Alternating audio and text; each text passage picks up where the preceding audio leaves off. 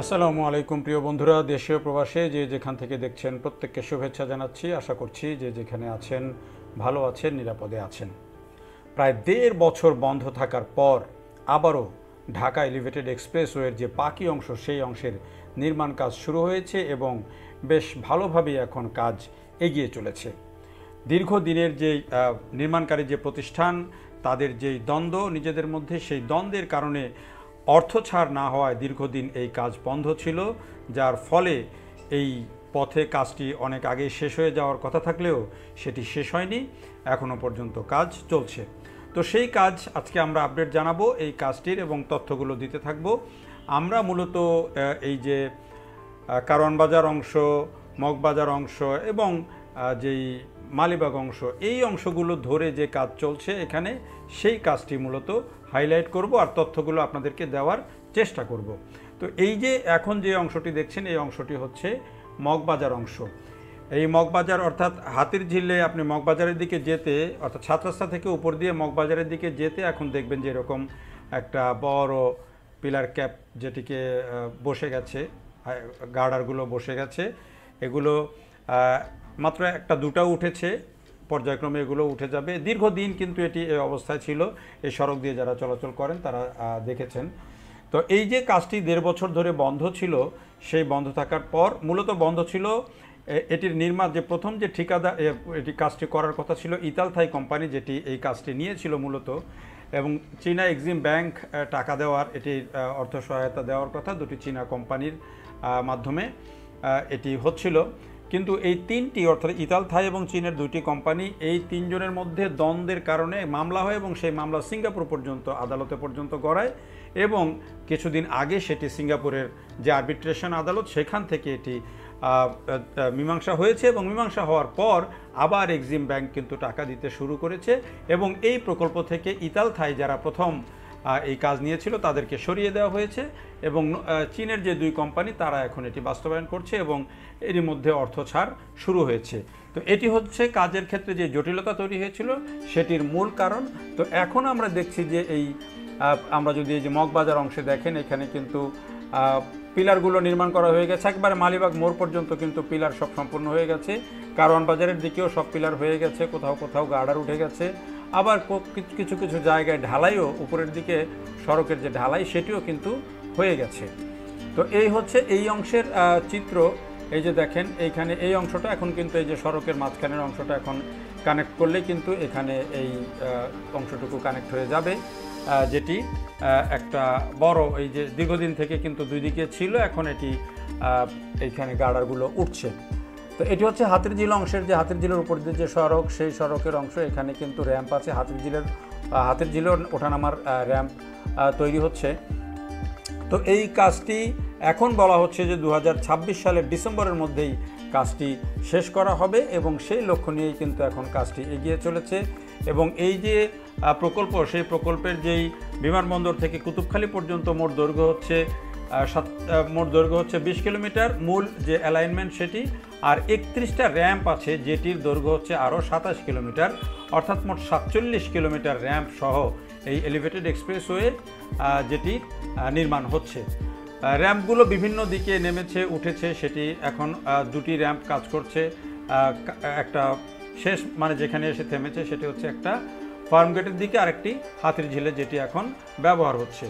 আর এইভাবে তো বিশ্ব রোড আছে, বনানী আছে, এখানে মহাখালী আছে, সেই র্যাম্পগুলো তো আছেই।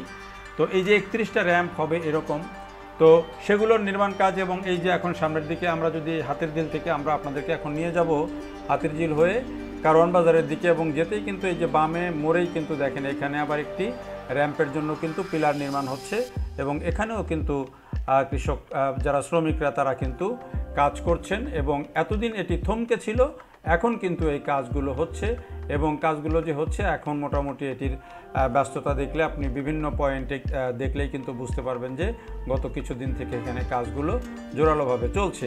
এটি একটি খুবই আশার কথা।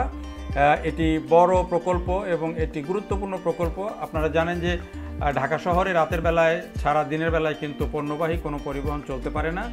এখন এই এলিভেটেড এক্সপ্রেসওয়েটি যখন হয়ে যাবে, সম্পূর্ণ হয়ে যাবে চিটাগং রোডের কুতুবখালী পর্যন্ত, তখন দিনের বেলায় কিন্তু এই এক্সপ্রেসওয়ের উপর দিয়ে কিন্তু সব পণ্যবাহী ট্রাক এবং যেগুলো লরি সেগুলো কিন্তু চলে যেতে পারবে।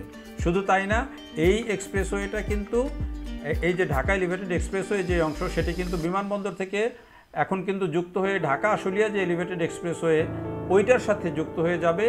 যুক্ত হয়ে গেলে তখন একেবারে বাইপাইল থেকে কুতুবখালী চিটাগং রোড পর্যন্ত মাত্র 47 থেকে 50 মিনিটে কিন্তু এই পণ্য পরিবহন বলেন, যাত্রী পরিবহন বলেন, গাড়িগুলো কিন্তু চলে যেতে পারবে। যেটি এখন যেতে প্রায় কয়েক ঘন্টা সময় লেগে যায়, সেটি মাত্র 47 থেকে 50 মিনিটে এই এলিভেটেড এক্সপ্রেসওয়ে দিয়ে চলে যাবে।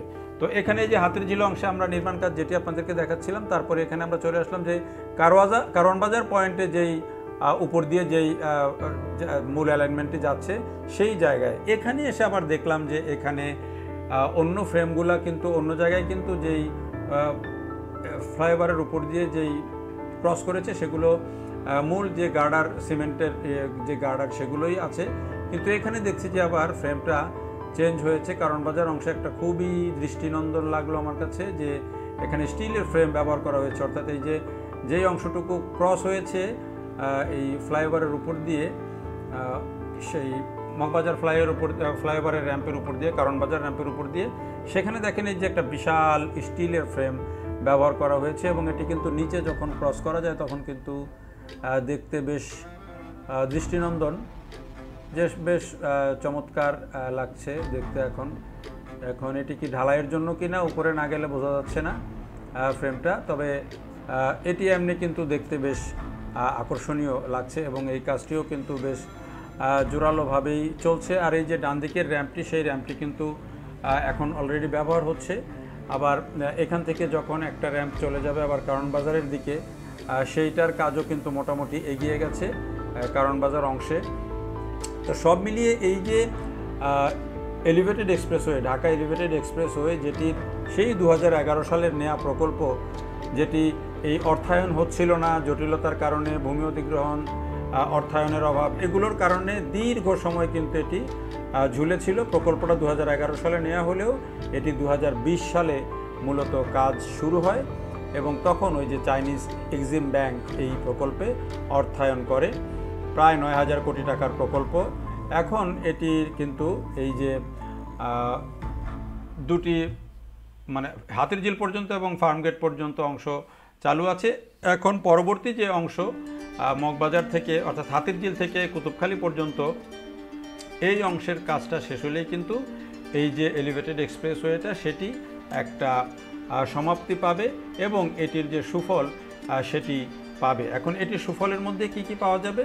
প্রথম কথা হচ্ছে যে এটি কানেক্ট করবে চিটাগং রোডকে সরাসরি শহরের উপর দিয়ে কানেক্ট করছে বাইপাইল, যে আশুলিয়ার যে বাইপাইল, সেই বাইপাইল অর্থাৎ ইপিজেড এলাকা, ওই যে শিল্প এলাকা, সেই শিল্প এলাকা থেকে সরাসরি চিটাগং রোড।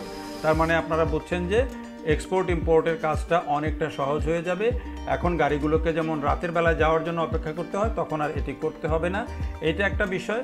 আবার সেতু সচিব সাম্প্রতিক যেটি জানিয়েছেন যে ঢাকা মাওয়া যে এক্সপ্রেসওয়ে, সেটার সাথেও এটির কানেক্টিভিটি তৈরি করা হবে এই এলিভেটেড এক্সপ্রেসওয়ের, ঢাকা এলিভেটেড এক্সপ্রেসওয়ের। সেই ক্ষেত্রে আরও একটা নতুন কানেক্টিভিটি যদি হয় সেটিও কিন্তু গুরুত্ব পাবে। তবে এটির সবচেয়ে বেশি ব্যবহার যেটি হবে সেটা হচ্ছে যে এটি ঢাকার মধ্যে যে 31টা র্যাম্প ব্যবহার করছে, এই র্যাম্পগুলো কিন্তু ঢাকাবাসী যে বিভিন্ন পয়েন্টে উঠবেন নামবেন সেগুলোর অনেকটাই কিন্তু এই যে যদি পুরোপুরি সবগুলো র্যাম্প চালু হয়ে যায় এবং পুরো পথটা যদি চালু হয়ে যায়, সেই ক্ষেত্রে কিন্তু ঢাকার যানজট অনেকটাই কমবে এবং মানুষ স্বস্তি পাবে, সেটি কিন্তু বলা যায়। যদিও অনেক সমালোচক বা অনেক বিশেষজ্ঞ অনেকভাবে এটিকে সমালোচনা করছেন, তবে যখন চালু হয়ে গেছে তখন কিন্তু এটি কিন্তু এর ফলাফল পাওয়া যাচ্ছে এবং যখন এটি পরিপূর্ণভাবে চালু হয়ে যাবে তখন এটির ফলাফলটি কিন্তু আরও ভালোভাবে বোঝা যাবে। তো এখন আমরা দেখছি যে আশার বিষয় যে এটির এতদিনের যে জটিলতা, সেই জটিলতা কাটিয়ে কাজটি দ্রুত শেষ চলছে এবং 2026 সালের ডিসেম্বরের মধ্যেই যারা ঠিকাদার নির্মাতা তারাও এটি শেষ করতে চায়, সরকারও এটিকে দ্রুত শেষ করতে চায়। দেখার জন্য সবাইকে অনেক ধন্যবাদ।